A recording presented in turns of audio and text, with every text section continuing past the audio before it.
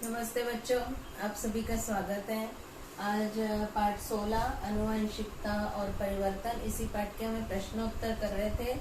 3 प्रश्न हुए थे, उसके 2 प्रश्न, अभी अगले प्रश्न देखते हैं। चलिए, प्रश्न 3 का बच्चों तीसरा प्रश्न है यही, डीएनए फिंगरप्रिंटिंग का किस प्रकार उपयोग हो सकता है, इस विषय में आपको विचार व्यक्त करना है। तो इसमें जो है आपको 5 पॉइंट दिए हुए हैं कि ये डीएनए फिंगरप्रिंटिंग अति आधुनिक तकनीक है। इसकी सहायता से व्यक्ति के डीएनए के प्रारूप का क्रम ढूंढा जाता है और इस तकनीक का उपयोग अपराधियों की पहचान करने के लिए किया जाता है या किसी लावारिस मृत व्यक्ति की अचूक पहचान करने के लिए उपयोग किया जाता है। पालकत्व सिद्ध करने के लिए माता पिता तथा बालक के डीएनए के प्रारूप मिलाते हैं और उससे मालूम पड़ता है कि ये बच्चा किसका है, ये मालूम पड़ जाता है। इस तरह से वंश पहचानने के लिए भी डीएनए फिंगरप्रिंटिंग का उपयोग किया जाता है। इसको आप लिख लेंगे। अगला प्रश्न है, आरएनए की रचना, कार्य और प्रकार स्पष्ट कीजिए। हमने किताब में से पढ़ा था बच्चों, और इसको जो है आप देखकर लिख लेंगे।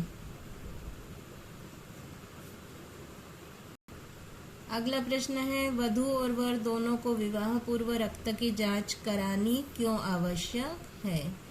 तो बहुत से लोग जो है विविध जनुकीय बीमारियों के वाहक होते हैं। यदि माता पिता दोनों ही वाहक है तो जो संतति होगी उसको भी रोग होगा। रक्ताल्पता है, थैलेसीमिया है, और भी बहुत सारे विकार होते हैं जिनके इलाज भी नहीं हो सकते हैं। ऐसी विकृतियां पाई जाती है और उससे संतान भी ग्रसित होगी, तो भविष्य में ऐसी कठिनाइयों से बचा जा सकता है। इसलिए पहले ही विवाह पूर्व रक्त की जांच करानी आवश्यक है। प्रश्न नंबर 4 है, संक्षिप्त जानकारी लिखिए। इसमें आपको डाउन सिंड्रोम या मंगोलिकता जो हमने पढ़ा था, ये किताब का ही आंसर है।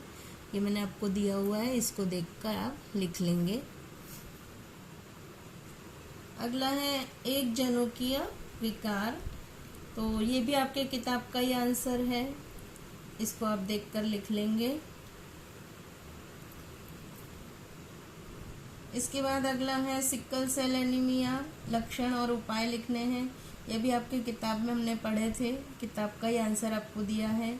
सिकल सेल की पहचान और लक्षण है ये, है ना, हाथ पैर पर सूजन आना, जोड़ों में दर्द, असहनीय वेदना, सर्दी खांसी बार बार होना, शरीर में थोड़े ज्वर का होना, थकान होना, चेहरा निस्तेज दिखना, हीमोग्लोबिन की मात्रा कम होना, और फिर उसके नीचे उपाय भी दिए हुए हैं, इनको आप लिख लेंगे।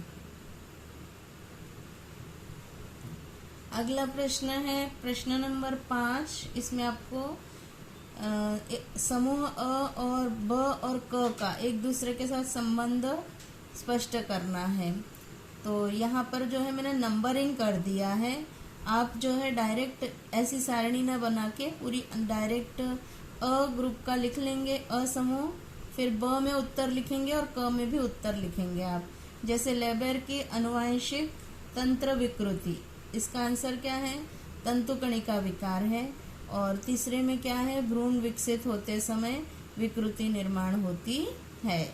जिस तीनों पे मैंने 1 नंबर डाल के रखा है, मतलब आपका आंसर जो है 1 वाला लिख लेंगे। दूसरा है मधुमेह। मधुमेह क्या है? बहुघटकीय विकृति है और रक्त की ग्लूकोज की मात्रा पर परिणाम होता है। तीसरा है रंजकहीनता, इसमें एक जनुकीय विकृति है, ये निस्तेज त्वचा, सफेद बाल। चौथा है टर्नर सिंड्रोम, 45+X गुणसूत्र होते हैं और स्त्रियां प्रजननक्षम नहीं होती, स्त्रियों में होता है ये रोग। फिर क्लाइनफेल्टर सिंड्रोम है, 44+XXY, एक गुणसूत्र ज़्यादा बढ़ जाता है, और इसका अगला आंसर है पुरुष प्रजननक्षम नहीं होते हैं। प्रश्न नंबर 6 है, सहसंबंध लिखिए है। तो 44+X जो है टर्नर सिंड्रोम है, तो 44+XXY क्या है? क्लाइनफेल्टर्स सिंड्रोम है। दूसरा 3:1 एक संकर है, तो 9:3:3:1 और आएगा उसमें 9:3:3:1। ये क्या होगा? द्विसंकर। एक तरफ आएगा एक संकर तो दूसरी तरफ आएगा द्विसंकर। स्त्रियां टर्नर सिंड्रोम होता है, तो पुरुषों में क्लाइनफेल्टर सिंड्रोम होता है। इस तरह से ये सह संबंध वाला आंसर आप लिख लेंगे देख के। अगला प्रश्न नंबर 7 है, आनुवंशिक विकार की जानकारी के आधार पर सारणी तैयार कीजिए। तो आपको ये दिया हुआ है आनुवंशिक विकार, इसके 4 बॉक्स दिए हुए हैं किताब में, है ना। तो पहला क्या है? आनुवंशिक विकार गुणसूत्र विकार है, दूसरा एक जनुकीय, तीसरा तंतुकणिकीय और चौथा बहुघटिकीय विकार है। तो अब गुणसूत्र विकार कौन कौन से हैं? गुणसूत्र के 3 प्रकार आपकी किताब में दिए हैं।